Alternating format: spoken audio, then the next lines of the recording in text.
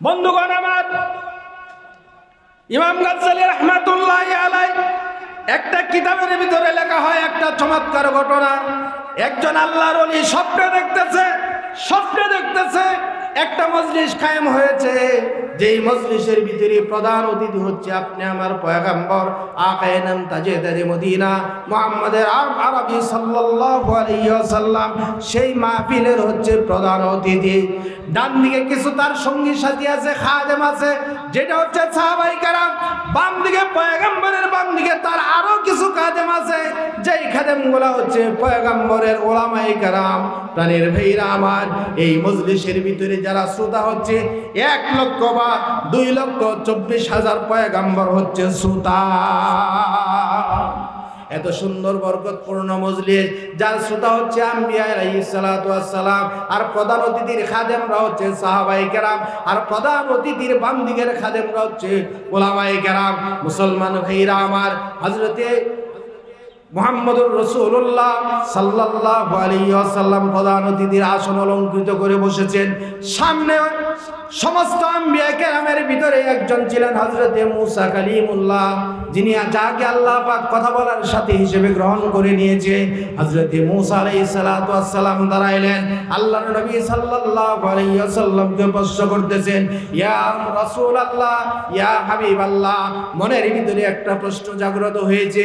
কি প্রশ্ন? আপনি নাকি আপনার উলামায়ে কেরাম, আপনার উম্মতের উলামায়ে কেরামের ভিতরে এই হাদিসটা বর্ণনা করেন। কি হাদিস? আল উলামা ওয়ারাসাতুল আম্বিয়া। আপনার যুগের উলামায়ে কেরামরা সমস্ত নবীর উত্তরসূরি, এই হাদিস নাকি আপনি বর্ণনা করেন। আল্লাহর নবী সাল্লাল্লাহু আলাইহি ওয়াসাল্লাম মাথা ঝুঁকায়া বলতেছে, জি আমি তো এই হাদিস বর্ণনা করি। মূসা আলাইহিস সালাতু ওয়াস সালাম বলতেছে, বুঝে আসে না এই হাদিসটা কেমন করে বর্ণনা করেন। আপনার উম্মতের উলামায়ে কেরাম আপনার উত্তরসূরি হতে পারে 1 লক্ষ বা 2,24,000 পয়গম্বর। আদম আলাইহিস সালাতু ওয়াস সালাম থেকে নিয়ে আপনি পর্যন্ত এত পয়গম্বরের উত্তরসূরি কিভাবে হয় আমার বুঝে আসে না। মুসলমানের ভাইরা আমার, হযরতে মূসা আলাইহিস সালাতু ওয়াস সালামের প্রশ্নের উত্তরে আল্লাহর নবী সাল্লাল্লাহু আলাইহি ওয়াসাল্লাম বলেন, ও মূসা কালিমুল্লাহ, আল্লাহ পাক তোমাকে কথা বলার সাথী বানাইছে। তুমি যেই প্রশ্নটা করতেছো, প্রশ্নের উত্তর আমি না দিয়া যে উলামায়ে কেরামের ব্যাপারে এই কথাটা আমি বলেছি, সে যদি তার উত্তর দেই কেমন হবে? মূসা আলাইহিস সালাতু ওয়াস সালাম খুশি হয়ে গেলেন। উস্তাদ তো শারীরিক যদি উত্তর দিতে পারে এটা তো আরো চমৎকার, কোনো আপত্তি নাই, আপনার শারীরিক উত্তর দাও। প্রাণের ভাইরা আমার, সেই উলামায়ে কেরামের ভিতরে একজন শ্রেষ্ঠ মধ্যযুগের শ্রেষ্ঠ দার্শনিক ইমাম মুহাম্মদ গাজ্জালী রাহমাতুল্লাহি আলাইহি উপস্থিত ছিলেন। হযরত ইমাম মুহাম্মদ গাজ্জালী রাহমাতুল্লাহি আলাইহিকে হযরতে মূসা আলাইহিস সালাতু ওয়াস সালামের সাথে পরিচয় করিয়ে দিলেন। মূসা আলাইহিস সালাতু ওয়াস সালামকে বললেন, আমার উলামায়ে কেরামের ভিতরে ইমাম গাজ্জালীকে তুমি প্রশ্ন করো।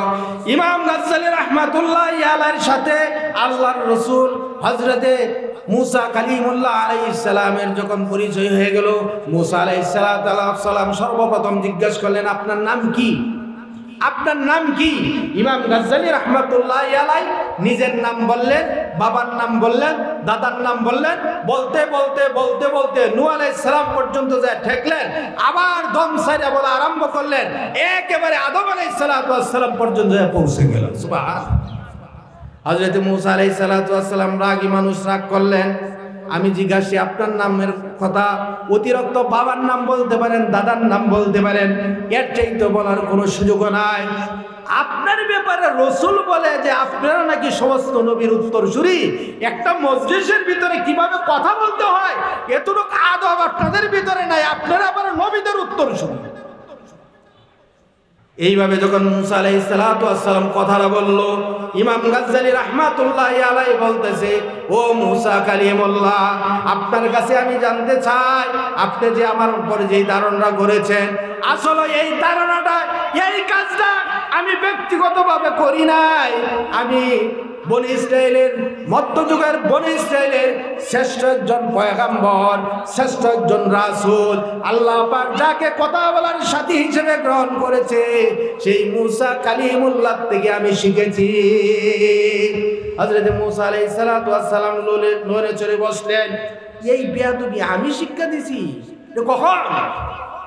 ইমাম গাজ্জালী রাহমাতুল্লাহি আলাইহি বলতেছে, আদবটা বেয়াদবি হইছে আমি জানি না, তবে শিখছি আপনার কাছ থেকে। কখন শিখলা, কখন শিখাইলাম তোমাকে?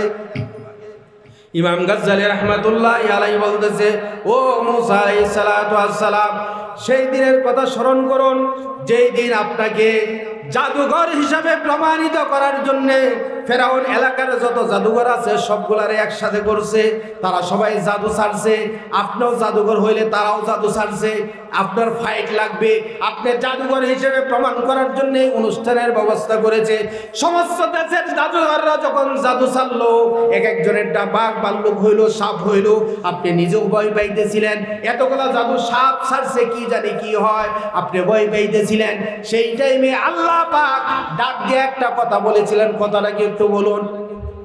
হযরত মূসা আলাইহিস সালাতু ওয়াস সালাম বলে, কখন কি হয়েছে তো আমার তো স্মরণ নাই, তুমি যেহেতু বলতেছো বলো কখন কি ডাক দিছিল আল্লাহ কি?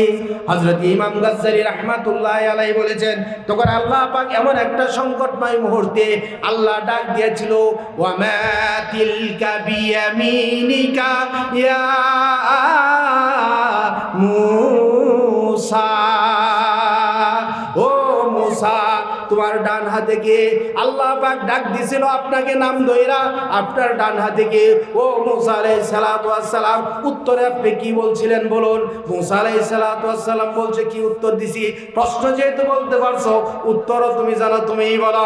হযরত ইমাম গাজ্জালী রাহমাতুল্লাহি আলাইহি বলেন, তখন আপনি উত্তরে দিয়েছিলেন, ইয়া আসায়া আতাওয়াক্কাউ আলাইহা ওয়া উশু বিহা আলা গানামি ওয়া লিয়া ফিহা মাআরিবু উখরা। আপনি উত্তর দিয়েছিলেন, হিয়া আসায়া, এইটা হচ্ছে আমার লাঠি, আতাওয়াক্কাউ আলাইহা, বড়দে বড়দে আডি, ওয়াশু বিহা আলা গানামি, আমার ছাগলের জন্য ফাতা পারি, ওয়ালিয়া ফিহা মাআরিবু উখরা, আরো অন্যান্য কাজ করে। ও মূসা আলাইহিস সালাতু ওয়াস সালাম, আমি জানতে চাই সংকটময় অবস্থায় আল্লাহ পাক জিজ্ঞাসা করেছিল আপনার ডান হাতে কি?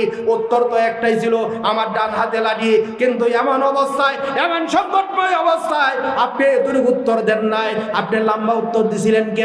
এইটা আমার লাঠি, বড়দে বড়দে হাড়ি, ছাগলের জন্য ফাতা পারি, অন্যান্য কাজ করি। লম্বা করার কারণ কি? লম্বা প্রশ্ন তো আল্লাহ পাক প্রশ্ন করেন নাই, উত্তর শর্ট, লম্বা কেন করছিলেন?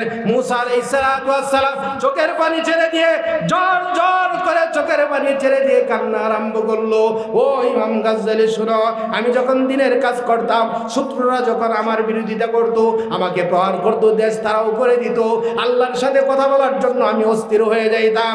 আমার আল্লাহর সাথে যখন আমি কথা বলেছি, আল্লাহর সান্নিধ্য যাওয়ার পর নিজের সব দুঃখ আমি মুছে গেছি। আজকে জাদুঘরের সামনে আমি পড়েছি, সবাই আমাকে পেরেশানি করতেছে, জাদুঘর হিসেবে প্রমাণ করার জন্য আমাকে বলতেছে। আমি যখন আল্লাহর সাথে কথা বলার চিন্তা করতাম, আল্লাহ শর্ত দিত, পাহাড়ের উপরে যাও, অপেক্ষা করতে থাকো। কোনোদিন একদিন নয়, 2 দিন নয়, 1 মাস নয়, 40 দিন পর্যন্ত অপেক্ষা করার পর আল্লাহ পাক আমার সাথে কথা বলতো। এতদিন অপেক্ষা করতে হইতো। আজকে যেহেতু আল্লাহ পাকের নিজের পক্ষ থেকে অফার দিয়ে আমাকে ডাক দিয়ে যখন কথা বলতেছে, আমি কথা কি হয়েছে, কি অবস্থা, এইটা চিন্তা করি নাই।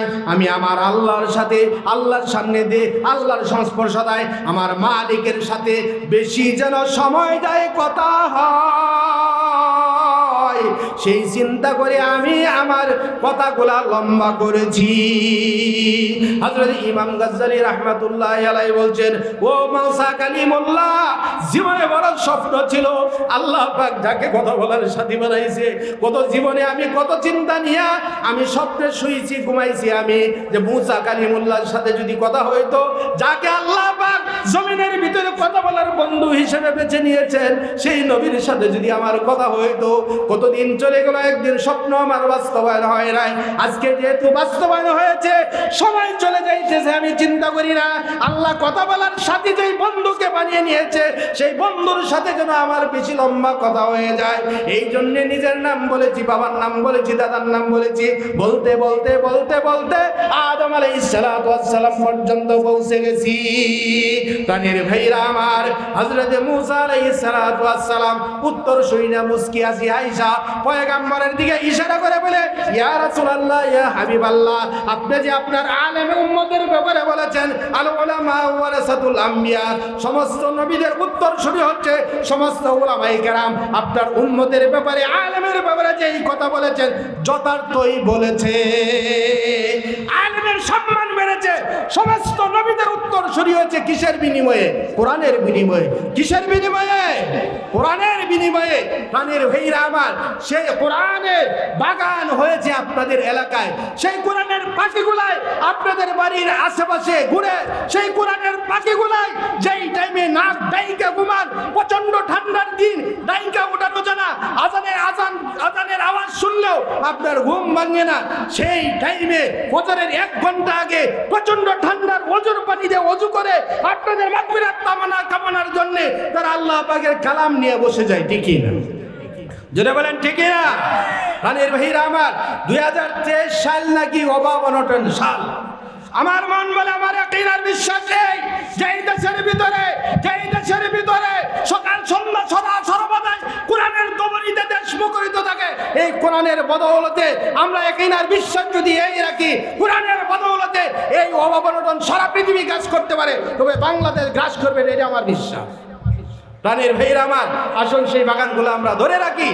বাংলাদেশের ভিতরে যে করোনা গেছে, সমস্ত বিশ্ব একটা তাকিয়েছিল বাংলাদেশের অবস্থাটা কতটা নাজুক হয়, কিন্তু আল্লাহর অশেষ দয়া, যত জায়গায় করোনায় আক্রমণ করেছে, গ্রাস করেছে, সবচেয়ে বেশি সুস্থ রয়েছে, সবার আগে করোনা মুক্ত দেশ হয়েছে, সেটা হলো বাংলাদেশ। সেটা আমলের কারণে, কোরআনের তেলাওয়াতের কারণে। আল্লাহ পাক সেই বাগানগুলা ধরে রাখা আমাদের তৌফিক দান করুন। জোরে বলে আমিন, আর জোরে বলে আমিন। প্রিয় উপস্থিতি, আমাদের শ্রদ্ধাভাজন ব্যক্তিত্ব, যাকে আমি উস্তাদের মতো মনে করি, আজকের মাহফিলের মধ্যমণি, যিনি ইতিমধ্যে সারা বাংলায় তাফসীরের নয়া দিগন্ত উন্মোচন করেছেন, নন্দিত মুফাসসির কোরআন আল্লামা মুশাহিদ আহমদ উজিরপুরি সাহেব আমাদের মাঝে উপস্থিত। আলহামদুলিল্লাহ, উনি বয়ান করবেন, ওনাকে রেখে বয়ান এগিয়ে নেওয়া দুঃসাহস আদৌ আমাদের নাই। যতটুকু কথা বলেছে আল্লাহ আমল করার তৌফিক দান করুন। জোরে বলে আমিন। ওয়া আখিরু দাওয়ানা আনিল হামদুলিল্লাহি রাব্বিল আলামিন। আসসালামু আলাইকুম ওয়া রাহমাতুল্লাহি ওয়া বারাকাতুহু।